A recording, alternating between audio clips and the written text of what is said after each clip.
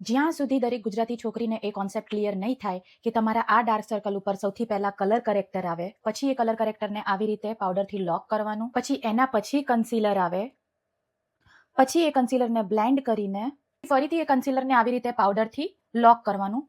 જ્યાં સુધી તમને આ કોન્સેપ્ટ ક્લિયર નહીં થાય ત્યાં સુધી હું આ જ કોન્સેપ્ટને અલગ અલગ રીતે તમારી સામે પ્રેઝન્ટ કરતી રહીશ. કારણ કે અત્યારે 2026 ચાલી રહ્યું છે અને અત્યારે પણ છોકરીઓ આવી રીતે ડાયરેક્ટ ડાર્ક સર્કલ ઉપર કન્સીલર લગાડશે, પછી એને આમ જેમ તેમ બ્લેન્ડ કરશે અને આને કોઈ પણ રીતે લોક નહીં કરે અને પછી તમારી આંખો કંઈક આવી દેખાશે.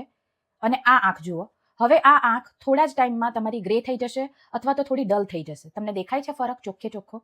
પછી આવીને એવી કમ્પ્લેન કરશે કે મારા હસબન્ડ અને બોયફ્રેન્ડ એમ કહે છે કે તું નેચરલ વધારે બ્યુટીફુલ લાગે છે, મેકઅપ તારા પર સારો નથી લાગતો. ઓબ્વિયસલી, કારણ કે તમે ટેકનિક ફોલો કરી નથી મેકઅપની, તમે મેકઅપ સરખી રીતે કર્યો નથી અને સરખી રીતે બ્લેન્ડ નથી કર્યો, સ્ટેપ્સ ફોલો નથી કર્યા, કલર કરેક્શન નથી કર્યું, તો obviously the bare face would look more beautiful than the makeup. So that is why I am telling you that learn the art of makeup.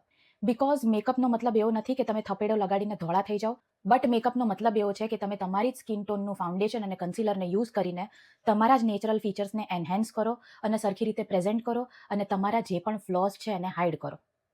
I hope you got the concept and let me know if you have any questions in the comment section.